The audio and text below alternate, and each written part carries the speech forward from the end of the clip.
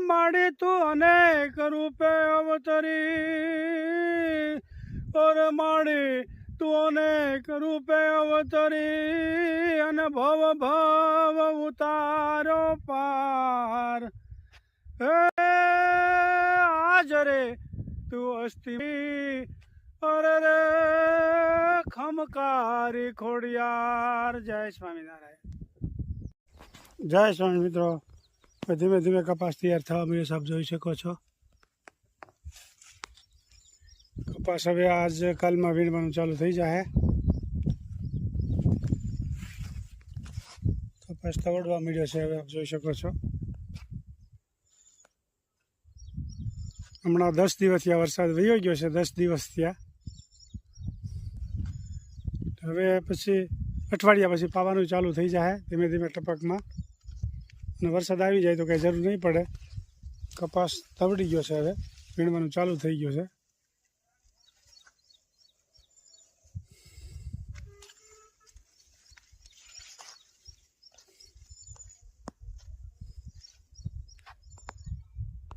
જય સ્વામિનારાયણ। કામ ચાલુ છે? ગુવારનું શાક, ગુવારની કમેટ અને મેથી શેકી છે। આ મેથી શેકી છે, આપણે શાકમાં ભૂકો નાખીએ ને એ આવી મેથી શેકી નાળી માળી પછી મિક્સરમાં એક આટો વાળવાનો એટલે ભૂકો થઈ જાય। આપણે શાકનો વઘાર કરવામાં નાખવી છે ને એ મેથી। અને ગુવારના શાકનું તેલ મુકાઈ ગયું છે। ગુવાર કી સબ્જી સરસ મજાનું ગુવારનું શાક બની ગયું છે। અજમાથી વઘારવાનું અને આ મેથીનો ભૂકો કઢીમાં મસ્ત લાગે। અને ટીંડોરાનો સંભારો કર્યો હોય એમાં પણ નાખી શકાય। અને મરચા કર્યા હોય ને મેથીવાળા એની માથે પણ ભૂકો નાખી શકાય। એટલે મેથીનો ભૂકો કરેલો તૈયાર હોય ને એટલે આપણે તાત્કાલિક કરવો ન પડે। આપણે તો શાકમાં રોજ નાખીએ છીએ એટલે ભૂકો તો હોય જ આપણે। અને કમેન્ટ હતી કવિતાબેનની કે હું રોજ અમેરિકાથી તમારો વિડીયો જોઉં છું, મજા આવે છે રસોઈની જોવાની। કે હું આવું ને તો તમારા દેશમાં આવું છે, ગામમાં આવજો આવજો। જરૂર આવજો ને, જમવા રોકાજો। બધી બહેનો ખૂબ કોમેન્ટ સારી કરી રહ્યા છે, બહેનોનો બધાનો આભાર। જીરું અને ગુવારના શાકમાં અજમા જાજા હોય ને એટલે સારા લાગે।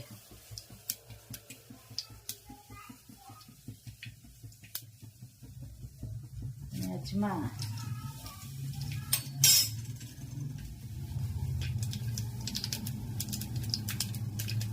ગુવારના શાક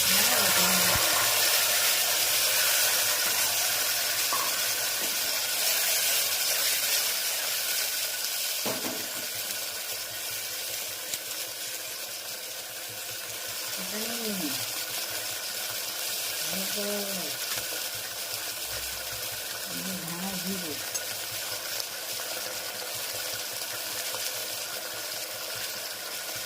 નિમક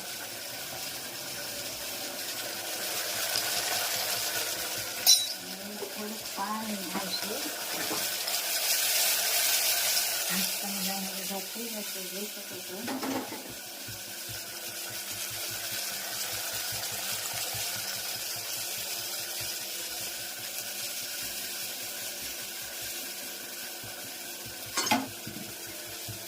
ધીમે ગેસે ગમે એ શાક હોય ને ધીમે ગેસે સડવા ને એટલે લોયામાં કર્યું હોય ને એવું જ મસ્ત મજાનું થાય। પાણી ઓછું જોઈએ અને સડે સારું। શું કરવાનું મેથીને? મેથીને ભૂકો કરવાનો મિક્સરમાં। બરાબર।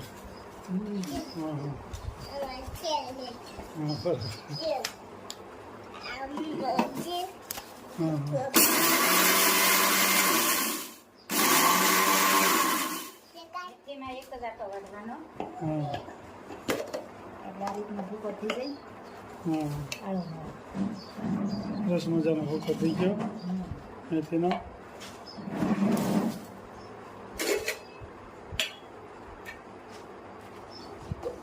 શાક તૈયાર। સરસ મજાનું ગુવારનું શાક છે।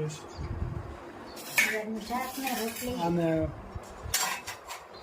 શાકમાં નાખવાનું ને ભૂકાને? ભૂકાન શાકમાં સંભારામાં બધા નાખી શકો। શેકેલા મેથીનો ભૂકો. શેકેલી મેથીનો ભૂકો મસ્ત મજા